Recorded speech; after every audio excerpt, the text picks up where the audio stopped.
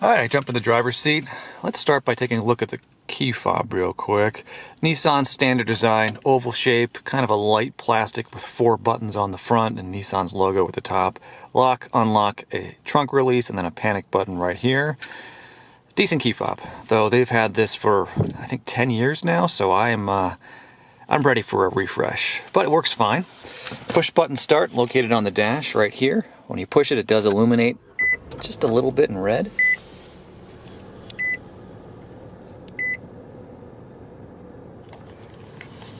Nice steering wheel setup. Here on the left hand side we have a source button to interact with the screen in the center display, and a volume rocker, and then a menu button and a toggle switch to interact with the screen up there. On the right hand side we have our cruise controls, pretty easy to use.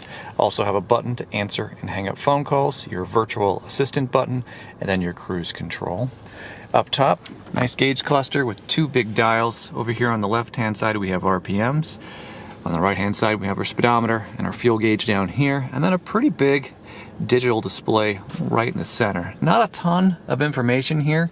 I mean, you can't see that I'm at low fuel right now, and that I only have about 23 more miles until I need to fill up the gas pretty bad, and that this car has some miles on it too. This is the odometer, so we've got 34,000 miles on this one. And I guess since we're talking about the screen, clock up top, and then the temperature outside as well, and then you can see that adaptive cruise is activated. That's that little icon right there. To cycle through the screens, you press this little button down here on the steering wheel, and you can see a couple of screens with some basic information about the vehicle. Trip counter, fuel economy screen, so we're getting about 40 miles per gallon right now. Audio screen, and then your driving assist aids, and then your settings screen as well. So it's not groundbreaking, but it is easy to see while you're driving, and it has, the basic features that you need. So I like Nissan's setup. I think their gauge clusters are easy to use and easy to view. I'm a fan, but maybe you think differently. Besides that, the controls are pretty standard on this vehicle. You do have window controls and door locks right here on the door, along with a nice silver door latch and a door lock. Standard side view mirrors, no blindside detection on this vehicle. On the dash itself, we have simple controls to adjust the side view mirrors, open up the trunk, and adjust the brightness of the display up here in the gauge cluster. Our eco mode button down here, traction control, and then releases for both the fuel cap and the hood down there. So pretty easy stuff on that side. Up top, let me see if I can adjust things real quick. Up top we have very simple buttons to turn on the lights, a small sunglass holder with a felt lining, and then a standard rear view mirror with a toggle switch. Pretty simple stuff. Below there we have our hazard button right here, easy to reach, and then your touch screen right here. A little bit small, so here's my cell phone. This is a Pixel 3a, pretty standard stuff. It's about the same size as my cell, and you do have dedicated buttons over here on the left hand side with a knob to control the audio right here. You'll see you have dedicated menu buttons along the bottom of the screen for phone, audio, connections, info, and settings. The brightness, it isn't great. Sometimes it is hard to view, but it works fine, and it's pretty responsive when you do touch it. And it has some decent colors. You can see a little bit of red here. Really, all I care about with these displays is, can I see them easily when I'm driving? And with this one, pretty much. And is it easy to connect my cell phone via Bluetooth? That's this setting screen right here, and it was. It took me, I'd say, about 20 seconds or so to get it connected, and it's worked fine ever since. So, functional, not anything new and exciting, but it works fine. Down below there we have our climate controls, pretty simple buttons to adjust the temperature, your defroster settings, and then the mode, that's the direction the fan is blowing, and then the intensity of the fan down here. So this works fine. It is, I'm not gonna lie, it feels a little bit cheap, but you know what? They're climate controls, and you do get digital displays to show you the intensity of the fan, where the vents are blowing, and then what temperature you've set for yourself and for your passenger. So hard to complain about, but just not that exciting. Below there we have a small storage cutout. My phone fits almost in there. And then a power port right here, although you will need an adapter. Gearshift, Kind of nice kind of silver finish on top.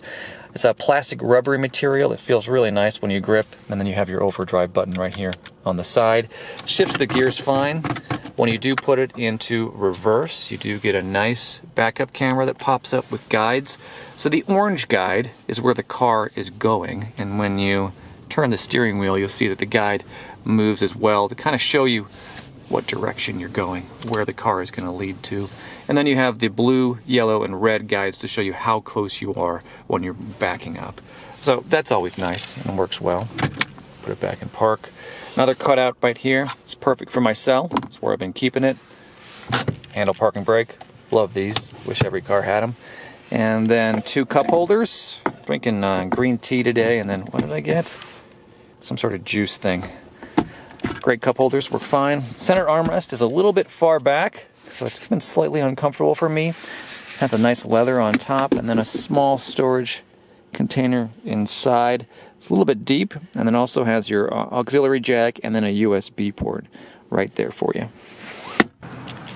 All right, I jumped in the passenger seat. No height controls for this seat, so I feel like I am sitting up really, really high. Let me show you real quick.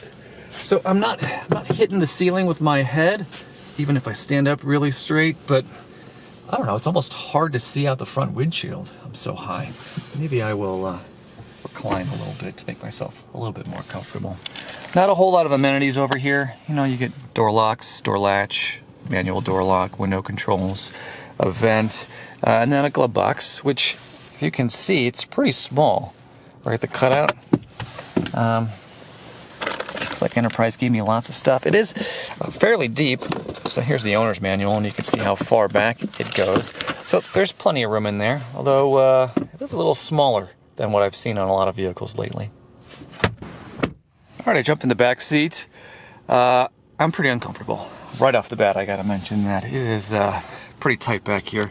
So let me show you real quick. Now I'm 6 feet tall, and mostly legs, but still, I'm fairly tall, and my head is hitting the ceiling no matter how I sit. So I can kind of scrunch forward. Scrunch, is that a word? I can push my legs forward, and I'm a little bit comfortable, but man, I would not want to ride back here for any length of time. When I push my legs forward, they are hitting the front of that seat. Now, this driver's seat is pushed back all the way so that I could film in the front seat. But if I sit up in the seat, I still have a few inches of room between my knees and the back of that seat. But when I do that, when I sit up straight, my head is hitting the ceiling, and I'm having to bend it forward so that I can fit. So that's not good. Not a whole lot of amenities back here either. Window controls, door latch, door lock. Up top, we have a handle with no coat hook back here. On the back of the center armrest, right, we have 2 cutouts that, at least in my opinion, are completely worthless because they're so shallow and small. I don't know what you could keep in here. But down below, you do have 2 USB ports, right? The old-fashioned USB and then USB Type-C down there. And they are illuminated in red to make it easier to find when it's dark inside the vehicle. So I guess that's nice. There's also a center armrest. Let me undo the seat belt. It folds down. 2 cup holders.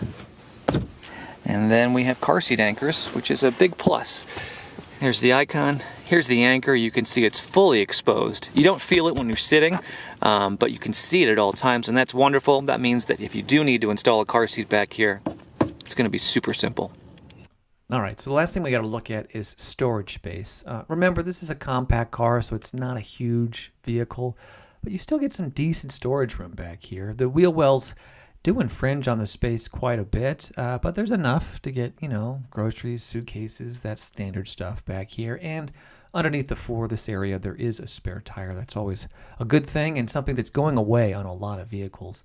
Also, if you need more space, you can pull up on these pins right here on the rear seats, and they do collapse forward pretty easily. And then you have a larger space that you can store bigger items. So all in all, decent storage, though, not enough to haul around something major, but then maybe you'll want to rent something a little bit bigger. Anyway, that's it for this one. Thanks for joining me for this interior tour. If you're looking for more on this vehicle, I'll leave some links below to the full review I did of this vehicle and some other videos I've done on other years. of the Nissan Sentra. Anyway, thanks for joining me for this one, and I hope you'll join me next time when I'm back renting and reviewing another rental car. I'll see you then.